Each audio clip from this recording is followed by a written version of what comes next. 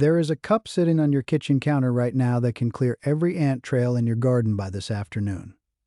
Not a pesticide, not a product with a warning label on the back. Something you already have. Your tomatoes, your peppers, your lettuce, they will not notice it was ever there.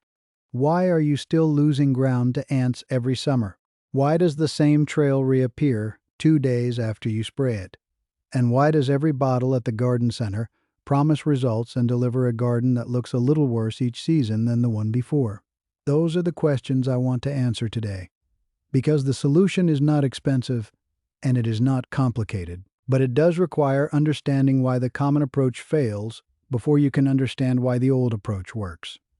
Stay with me. By the end of this, you will know exactly what to mix, where to pour it, and how to tell within 48 hours whether the colony has been disrupted or whether it just moved. That distinction matters, and almost nobody talks about it.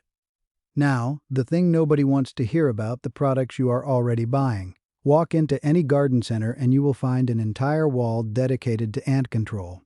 Granules, sprays, bait stations, contact killers. The labels show a dead ant. The price is somewhere between $8 and $22. And for a few days, the trail disappears. Then it comes back. What the label does not tell you is what the active ingredient is doing while it sits in your soil. The pyrethroid compounds, in most contact ant sprays, synthetic versions of a naturally occurring chemical, do not stay where you put them. They bind to soil particles and can remain active for weeks after a single application, with the exact window depending on the product and your soil type. During that window, they do not distinguish between ants and earthworms. They do not distinguish between pest, insects, and the predatory ground beetles that were already eating your pest insects. You are solving one problem while quietly disassembling the biological system that would have solved the next 3 problems for you. The bait granules carry a different risk. Most use insect growth regulators, chemicals that disrupt molting in insects. Effective on ants, also effective on caterpillars, beneficial wasps, and soil-dwelling beetles that break down organic matter. One application, repeated twice a season, is enough to shift your garden's insect population in ways that take 2 to 3 years to reverse. Honestly, just skip it, all of it. If this is the kind of thing you wish someone had told you years ago, that is what this channel is for. One method, once a week, tested for 30 years before I ever say it out loud. Nothing sold to you. Subscribe if you want the next one. The method I am going to show you works on contact, disrupts the colony chemically in a way that forces them to abandon the trail permanently, breaks down in garden soil within 4 to 6 hours. The total cost is about $12, and most of that is for the spray bottle. But before we get to the recipe, you need to understand why the ants are in your garden in the first place. Because if you skip this part, you will clear them and watch them return in 10 days, and you will think the method failed. It did not fail. You treated the symptom without addressing what invited them. Most ants in a vegetable garden are not eating your plants. They are farming. Ants have a mutualistic relationship with aphids, a soft-bodied pest that punctures plant tissue and feeds on phloem sap. As the aphid feeds, it produces a sugar-rich liquid called honeydew, and ants collect it. In exchange, the ants protect the aphid colony from ladybugs, lacewings, and parasitic wasps, the very insects that would otherwise reduce the aphid population naturally. If you have ants running up and down your tomato stems, look at the undersides of the leaves just above them. You will almost certainly find aphids there. This matters because it tells you what is drawing the colony toward your garden beds and keeping them engaged. It is not the plants. It is the livestock they are tending on the plants. My father, Hiroshi, in Nagano, walking his vegetable rows with a hand lens, used to say that you do not have an ant problem, you have an aphid problem with ant security. He showed me that distinction before I ever owned a garden of my own. That is the root of this whole method. Address both, and the pressure drops to almost nothing. We will come back to the aphid side of this in a future video. Today, we are dealing with the ants and the colony directly. Now the recipe and the ratios matter here. The base is plain white distilled vinegar. The acetic acid in it disrupts the chemical pheromone trails ants use to navigate. Ants do not have eyes sophisticated enough to walk a straight line independently. They follow a scent path laid down by the first scout that found food. Destroy that path with acid and the foragers become disoriented. They cannot communicate the route back to the colony. The trail collapses. Walk away. But vinegar alone evaporates quickly and does not penetrate. So you add 2 things. First is liquid dish soap, 1 teaspoon per cup of solution. The soap acts as a surfactant, breaking surface tension and allowing the liquid to spread and penetrate rather than bead up. On contact with an ant, it also disrupts the waxy cuticle on the insect's exoskeleton, causing rapid dehydration. That is the contact kill component. The second addition is citrus. Peel from 1 orange or 1 lemon, left to steep in the vinegar for 24 hours before use. The citrus peel contains a compound called D-limonene, which disrupts an ant's nervous system on contact. It is extracted commercially and sold as an active ingredient in some organic pest sprays, but you do not need to buy it separately. 1 peel steeped overnight gives you a concentration that is effective without being harsh. The full recipe: 1 cup of white distilled vinegar, 1 teaspoon of liquid dish soap, and citrus peel steeped for 24 hours. Strain out the peel, pour the liquid into a spray bottle, and you are ready. Total cost: roughly $12 for a large bottle of vinegar, a lemon, and a spray bottle. The vinegar alone will give you 6 to 8 full treatments. Now, 4 safety points, and I will not skip them. First, wear disposable gloves when mixing and applying this solution. The acetic acid is mild, but it will sting any broken skin, and the D-limonene in the steeped vinegar can irritate skin with repeated contact. Gloves cost almost nothing. Second, avoid spraying toward your face, and hold the bottle at arm's length when treating low plants. If the solution gets in your eyes, flush with water for several minutes, and call a doctor if irritation does not settle quickly. Third, do not apply this to plant foliage in full sun. The acid, even diluted, can cause minor leaf burn if it sits on leaves in direct afternoon heat. Apply in the morning or evening. If you accidentally spray a leaf, rinse it with plain water within a few minutes. Fourth, do not mix this with anything containing bleach. Not in the same bottle, not in sequence, not in the same work session. Vinegar and bleach together produce chlorine gas. Keep the 2 entirely separate, and if you have bleach-based products in your garden shed, label them clearly so there is no confusion. Now, where to pour it, and this is where most people make the mistake that sends the colony deeper instead of disrupting it. Do not pour directly into the mound on the first application. I know that seems like the logical target, but a healthy ant colony has chambers that extend 12 to 18 inches below the surface. Pouring a liquid straight in causes the queen's chamber to be sealed off by worker response, and the colony fragments, splits into satellite colonies, and relocates, sometimes directly beneath your garden beds. You have made the problem harder to solve.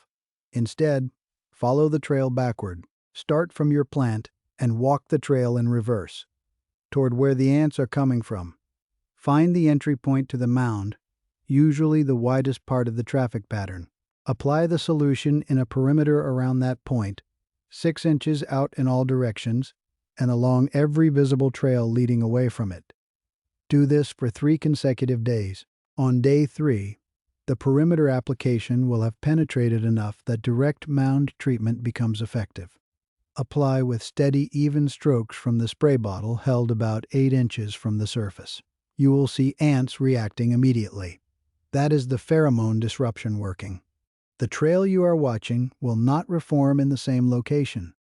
Tell me in the comments what ant species is giving you the most trouble this season. Fire ants, carpenter ants, or the small black ants that appear overnight along every bed edge. I read every single one. That is the method you want for most ants.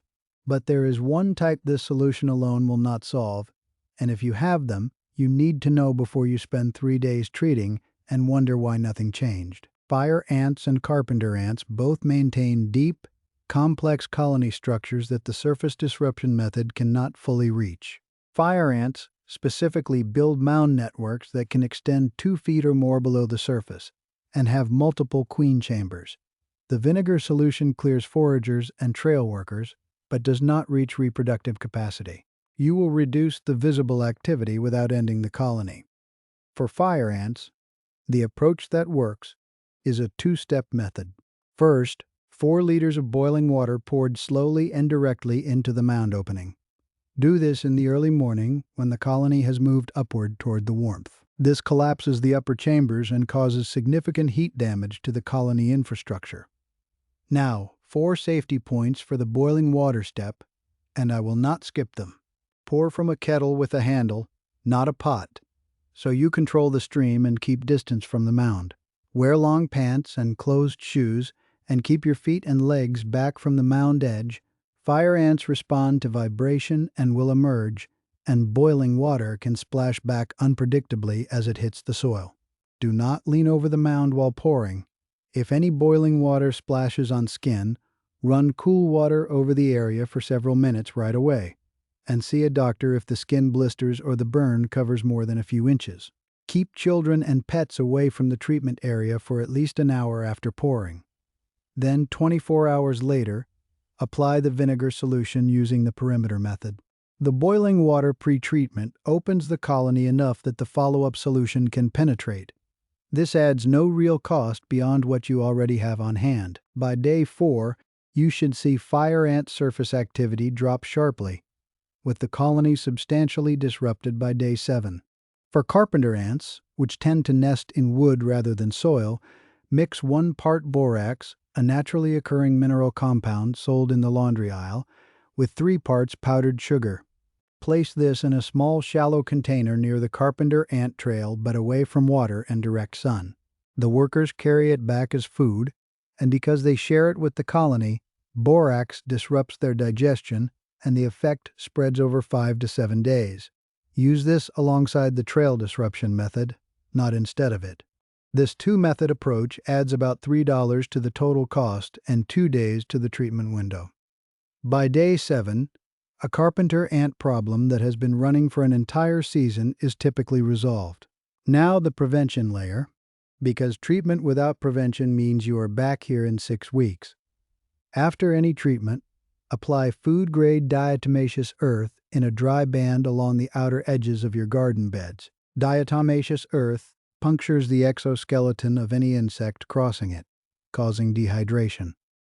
It is harmless to earthworms and soil microbes because they do not have a hard exoskeleton. Reapply after rain. At the same time, plant either spearmint or tansy along your bed borders. Both contain compounds that ants actively avoid. Spearmint spreads readily, so grow it in a container sunk into the border. Tansy stays upright and requires almost no care. Reapply the vinegar solution every 14 days during active season. Ants establish new foraging scouts on roughly a 10 to 14-day cycle. Match your reapplication to that window, and you stay ahead of reinfestation rather than reacting to it. The total ongoing cost of this system, the vinegar solution, the diatomaceous earth, and the border plantings, is around $35 in the first season and roughly $8 per season after that. Not per treatment, per season. Now, how do you know if the treatment actually worked, or if the colony simply moved? A disrupted colony shows a specific pattern. Within 48 hours of treatment, you will see ants present, but disoriented, moving without a clear trail, doubling back, clustering without direction. That is pheromone disruption. By day 5, if treatment was effective, visible ant traffic is gone and no new trail has formed. By day 7, the ground near the treated area is quiet. Instead, you see a new organized trail appear within 24 hours, but 10 or 12 inches from the original. That is a relocated colony. It means the treatment drove them sideways rather than disrupting them. Go back to the trail walking method and follow the new entry point. The second treatment almost always resolves it. The right answer is usually cheaper, simpler, and older than the thing being sold to you. It is not on the shelf because nobody makes money selling you a lemon and a bottle of vinegar. Next time, I am going to show you the rice water method that eliminates aphids, the same aphids that were feeding those ants, without touching a single beneficial insect in your garden. That is the quiet, steady attention a garden needs to stay ahead of trouble. I will see you in the next one.